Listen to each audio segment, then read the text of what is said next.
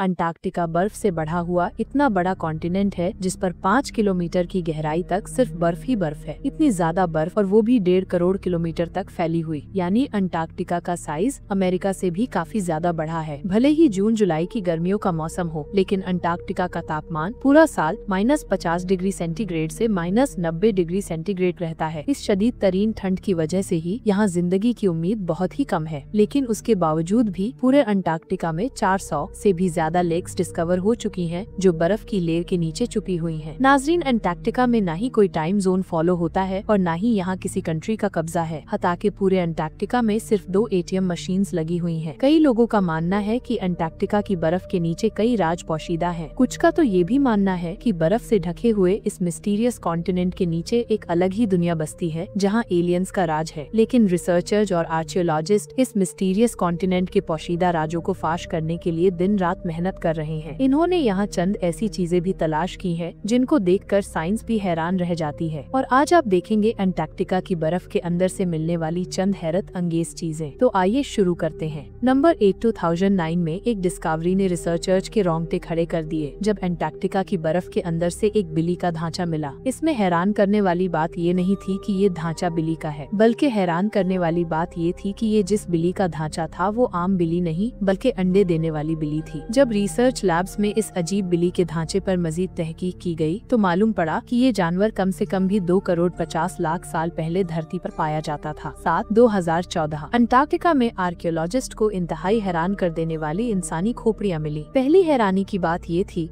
कि अंटार्कटिका में ये मिलने वाली पहली इंसानी खोपड़ियां थीं। और दूसरी हैरानी की बात इन खोपड़ियों की शेप थी। जी हाँ, नॉर्मल खोपड़ियों के मुकाबले में ये खोपड़ियां काफी अलग दिखती थीं, क्योंकि इनके सर जरूरत से भी ज्यादा बाहर निकले हुए थे। साइंटिस्टों का मानना था कि खोपड़ियों की ऐसी शक्ल बचपन से ही अजीब आदतों की वजह से बनती है और ये आदतें हजारों साल पहले एंशिएंट सिविलाइजेशन में अपनाई जाती थी। इस तरह की खोपड़ियां आर्कियोलॉजिस्ट को एंशिएंट और पेरू से भी मिल चुकी हैं। तभी उनका शक है कि शायद हजारों साल पहले अंटार्कटिका में भी लोग बसते थे और उनका कुछ न कुछ रिलेशन एंशिएंट सिविलाइजेशन से जरूर होगा। पिछले 50 सालों के दौरान अंटार्कटिका से 10,000 से भी ज्यादा मीटियोराइट्स मिल चुके हैं। मीटियोराइट्स ठोस पत्थर के ऐसे टुकड़े होते हैं जिनका ताल्लुक हमारी धरती से नहीं होता, बल्कि वो किसी और धरती से टूट कर आए होते हैं। साइंटिस्टों का मानना है कि मिलने वाले मीटियोराइट में से कई 7 लाख साल से भी ज्यादा पुराने हैं। वैसे तो ये पता लगाना बहुत ही मुश्किल है कि इन मीटियोराइट का ताल्लुक किन सितारों या प्लैनेट से है, लेकिन 2002 में अंटार्कटिका पर गिरने वाला एक छोटा मीटियोराइट 2015 में डिस्कवर किया गया था और साइंस का मानना है कि ये कहीं और से नहीं बल्कि मार्स से टूट कर आया है, क्योंकि इस मेटियोराइट के अंदर ऐसे बैक्टीरिया थे जो मार्स पर पाए जाते हैं। नंबर 5, अंटार्कटिका में बर्फ की गहराई 5 किलोमीटर डीप है और ये पूरा कॉन्टिनेंट अमेरिका से भी बहुत बड़ा है। लेकिन साइंटिस्टों को यहाँ से कुछ ऐसे सबूत मिले हैं जिनको देखकर ये अंदाजा लगाया जाता है कि लाखों साल पहले ये जगह रहने के काबिल हुआ करती थी। जी हाँ, 1980 से कई आर्कियोलॉजिस्ट को यहाँ से डायनासोर्स, मोजासोर्स और प्लेजियोसोर्स के ढांचे मिल चुके हैं। इन ढांचों की साइज 36 फीट बताई जाती है, जो तकरीबन एक ट्रिपल स्टोरी बिल्डिंग के बराबर बनती है। जब हड्डियों के इन ढांचों पर मजीद तहकीक की गई तो मालूम पड़ा कि ये कम से कम भी 70 लाख साल पुराने हैं। तभी ये अंदाजा लगाया जाता है कि 70 लाख साल पहले तक अंटार्कटिका का टेम्परेचर रहने के काबिल था और शायद अब ये पहाड़ गहरी बर्फ से नहीं बल्कि ग्रीनरी से ढके होते होंगे। नंबर 4, वाटरफॉल्स तो हम सबने कई बार देखे हैं, लेकिन अंटार्कटिका में टेलर ग्लेशियर के मकाम पर एक पॉइंट ऐसा भी है जहाँ वाटरफॉल नहीं बल्कि ब्लडफॉल होता है। 1911 में टेलर नामी एक साइंटिस्ट ने पहली बार इस ब्लड फॉल को डिस्कवर किया था। कई सदियों तक यही माना जाता था कि वाकई इस ग्लेशियर के अंदर से खून बहता है, लेकिन मॉडर्न साइंस ने जब इस पर मजीद रिसर्च की तब उनको जो मालूम पड़ा वो इससे भी ज्यादा हैरत अंगेज था। जी हाँ, मालूम पड़ा कि इस ग्लेशियर के नीचे एक बहुत बड़ा पानी का डैम है, लेकिन इसमें मौजूद पानी की खास बात ये है कि इसमें सी वाटर से भी 3 टाइम्स ज्यादा सॉल्ट है, जिसकी वजह से ये फ्रीज नहीं होता। साथ साथ इस पानी में पहाड़ों से निकलने वाला आयरन भी मौजूद है। किसी एक पॉइंट से जब ये पानी ग्लेशियर से बाहर निकलने की करता है तो हवा में मौजूद ऑक्सीजन पानी के आयरन से मिक्स होकर आयरन ऑक्साइड बन जाता है और उसका कलर रेड हो जाता है और इसी वजह से हमें ये पानी रेड कलर का दिखता है। पानी में टोटल 17 टाइप्स के बैक्टीरिया भी पाए गए